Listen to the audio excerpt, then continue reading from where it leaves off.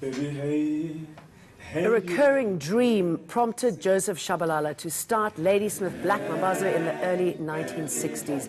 The now internationally acclaimed music group has won multiple awards, including 5 Grammys. While members have changed or left over the years, their sound still resonates. The grandchildren now helping to evolve the music. Shabalala, a living South African legend, retired from the group in 2014. I got to speak to some of them in their rehearsal studio in Durban just before their tour of the United States.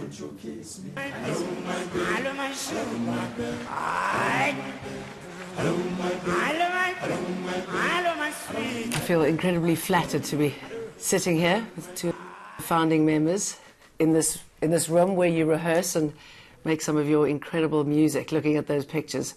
I mean, you've been in this business for nearly 60 years. What are some of your most important memories? The most important memories for me is when we started from the beginning. When Joseph came with an idea, said he wants this kind of music to be developed. And then I asked him, how are you going to do that? He said, no, let's get together and sit down and learn the songs and learn the way of singing that I learned from my dream. So that it's always... So it was from a dream? Yes. Fantastic. Yeah, he said he had a dream that came to him from 1964. So the dream stayed with him for 6 months.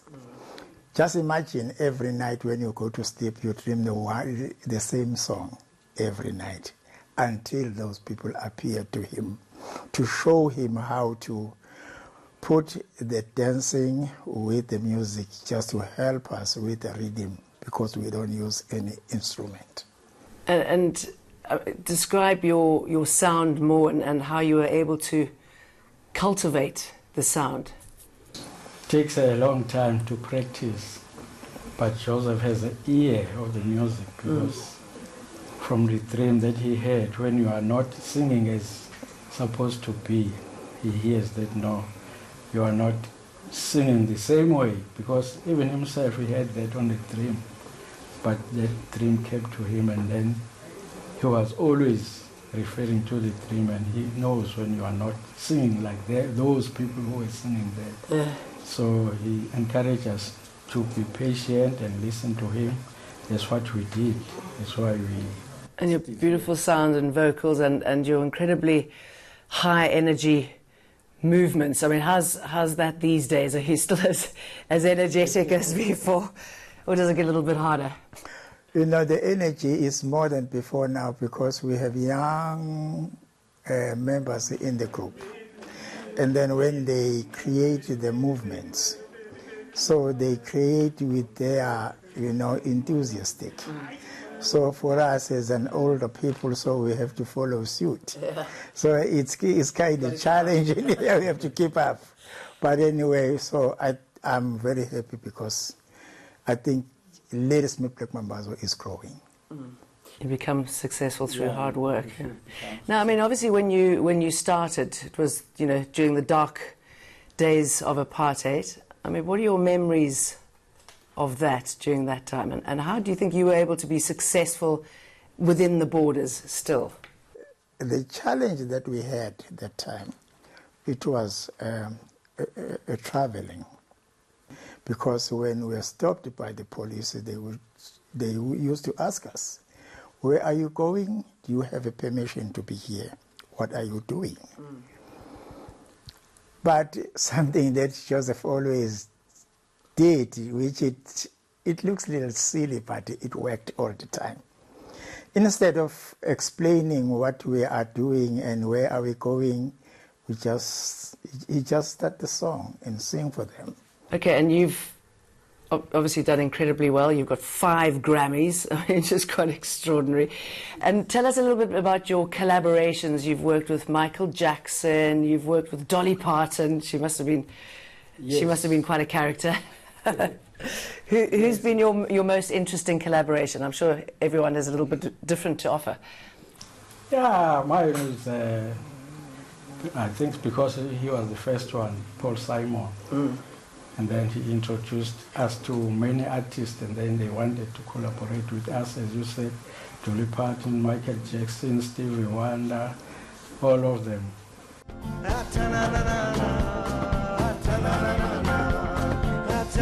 What an incredible experience. I mean, how did you feel when you were working with them? I mean, could you believe it?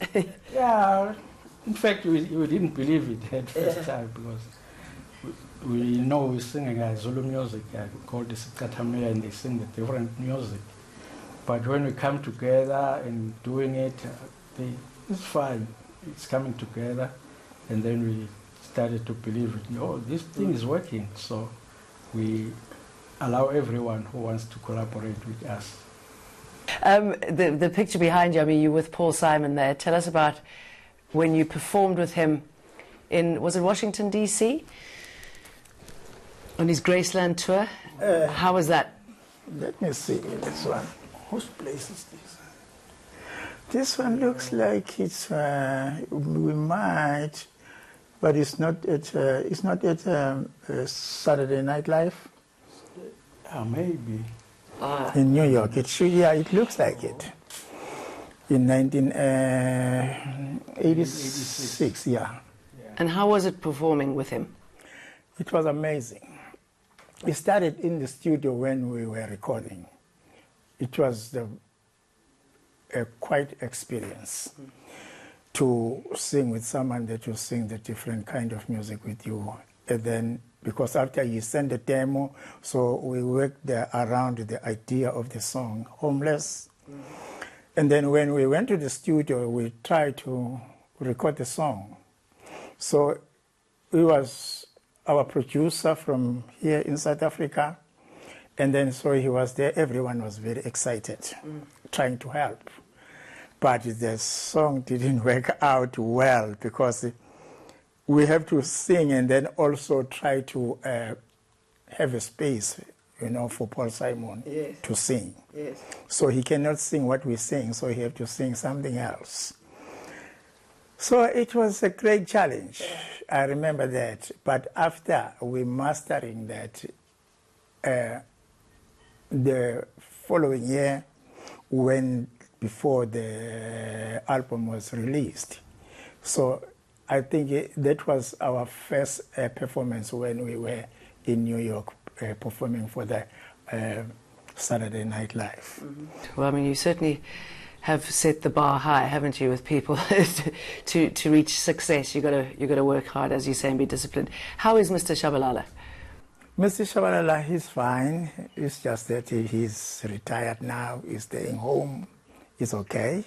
Every time when I'm with him, all of a sudden he just starts the song, and then so we have to sing. So he still have that spark, and then he still have that talent. So it's good. I wish he was, you know, still young, but no, he's not. Yeah. But he's fine. Okay, good. That's great. And I'm going to talk about the next generation with the next generation. Thank you very much. It was lovely talking to both of you. You're welcome. Thank you.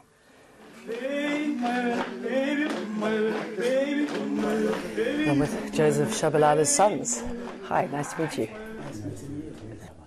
And you're all part of the group. I mean, how does that feel to be in your father's footsteps? It feels wonderful, even though we didn't think that you will join him. But as the time goes on, because we grew up singing in this same house, so eventually we ended up joining him. Did you have any choice? You're coming into the family business.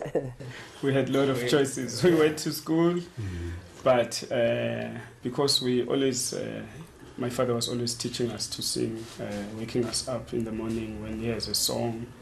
He came and teach us the song before he even take the song to Mambazo. So it was in us. We even older days we had our own group called. My father named us White Mambazo because they were Black Mambazo, so we were White Mambazo. So we've been singing all along. So when the chance came, when other members of the group retired and our uncle passed away, so there was a space, and my father said, "Guys, there's a space. Do you want to come and help?" and then that's how we joined. Yeah. And what do you think you bring to the group? We brought a young energy. We had a lot of ideas as well because we were young.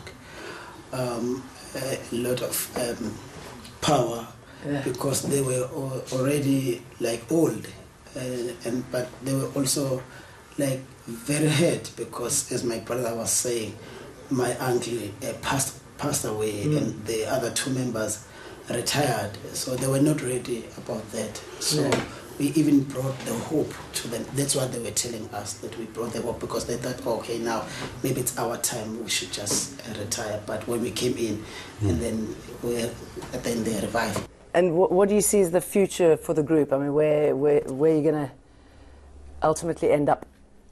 The future of the group, because we have this thing that we call Ladysmith Black Mambazo Mobile Academy. Our aim is to teach the young generation, to interact with them and to tell them about how beautiful it is to be yourself, to believe in you and to present your culture. So we're hoping that we're going to plant that, and we're hoping that the people, the young generation behind us are going to take it. So we see Mambazo going on, even if we're not there, but the music will live the legacy. And your rehearsals, I mean, I gather, meet almost every single day and rehearse for several hours. You must be exhausted. So we rehearse 4 times in a week. And you need it because you're going overseas for quite a long stint. Tell us about that. Yes, we have a tour that's coming up. We're going to the US. We're doing the winter tour here. We're doing the winter tour there, so we're leaving the hot here. Yeah, I mean, as soon as you land, you get off the plane, it just changes everything. You need a warm coat, a big coat. So we're going, doing the 2 months there in the US, and then we're going to come back end of March. When we come back, we have, because on our program called Ladysmith Black Mambazo Mobile Academy, we also have a program where we started the Ochoza Awards. The Ochoza Award is we deal with the music that is all a cappella music. We want to make the awards because this is another way of promoting this kind of music so that people can know about the music, know about the culture, and just revive it and let everybody know. So we'll have on the 30th of March when we come back, then we'll have the Ochoza Awards. Shaka Zulu Revisited, 30th anniversary celebration, Ladysmith Black Mambazo. We thank you all. Are we talking of awards? Hello, we've got 5 Grammys in front of us. Congratulations. I mean, how did it feel getting, this is the most recent one. How did it feel getting these? The recent one, it felt like, it was like, because my father retired in 2015. So this is like a test for us. Yes. Acknowledgement you're doing it right, huh? This is the award we received after he retired. It's only us leading the songs, singing the songs without him. So it felt very great, and it gave us that assurance that we can do it. I was proud about these awards. You see, there are 5 now. From the second award to the 4th one, we are already in the group. Oh, yeah. Yes. Because so when we joined, they only had 1 Grammy award. Yeah. So when we came in, we brought the 4. Well, congratulations on your awards, and I look forward to many more years. Thank you. Baby, baby, baby, baby, baby, baby, oh my baby, oh my baby, hello my baby.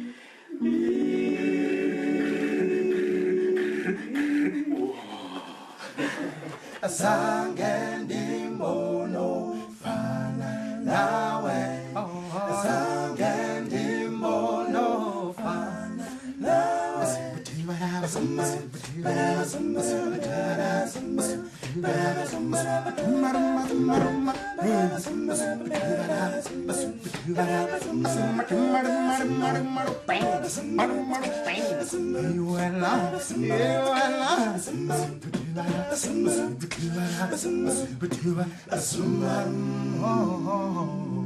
This is the legacy. Right. So why did you join it? Why are you guys not doing hip hop or hard house or something? It's a very, very good question. The reason why we chose Isekatamiya was because we grew up listening to your sounds, to your Tatamiya sounds that are like Ladysmith Black Mambazo. We got influenced by them at a very young age.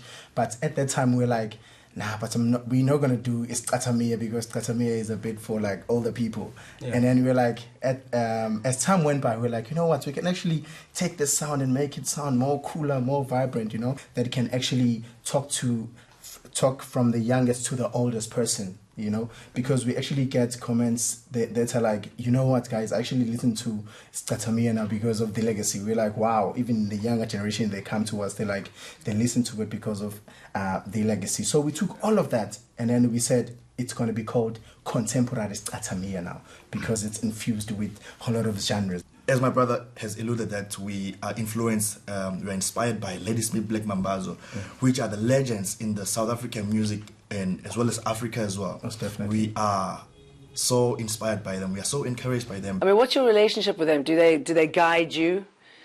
I mean, do they say, listen, no, we don't like that, or tweak this a little bit, or how does it work? The relationship with us and Ladysmith Black Mambazo, it's so good because Jabulani here is the grandson of Mtembu, and Mtembu, Russell Mtembu, he was singing on Ladysmith Black Mambazo, and Kanyisane is a son of Albert Mazibuko. And so we're getting time to go and meet them and get some advices about how can we do this music better than the way they are doing it, and they encourage us every time. And whenever we're performing, sometimes they come and watch us be the part of the audience, and after performance they give us the notes. We ask for the notes, they give us notes. Well, you couldn't get notes from better people, could you? And what do you think the future is? Where's this going to take you, do you think? Hey, all over the world. We see us performing all over the world because our inspiration is also doing well all over the world. And you know, your experience on stage, is it something that excites you, or are you a little bit intimidated maybe? Yeah, well, for us, it always scares us when you have to go to stage because we must present what we have been preparing for almost like a week. So just to come up there with that, it also helps us to rehearse and rehearse all over and all over again, as we are inspired by Mambazo. Mambazo, they rehearse almost like every day, from 10 a.m. up until 5 o'clock.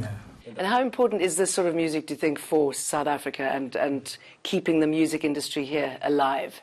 It is very, very important, very vital for actually the younger audience, for us to actually know who we are, where we come from, and what we represent as Africans, because this is our African music, and then now what we're just doing, we're just taking it to the world, you know. So we as the legacy, that's the vision that we also have, like to take this music and then just present it to the world. Got a funny feeling you'll be able to do it. She said, honey, take me dancing, but they ended up by sleeping in a doorway by the bodegas and the lights on Upper Broadway, wearing diamonds on the soles of their shoes. I could say, ooh,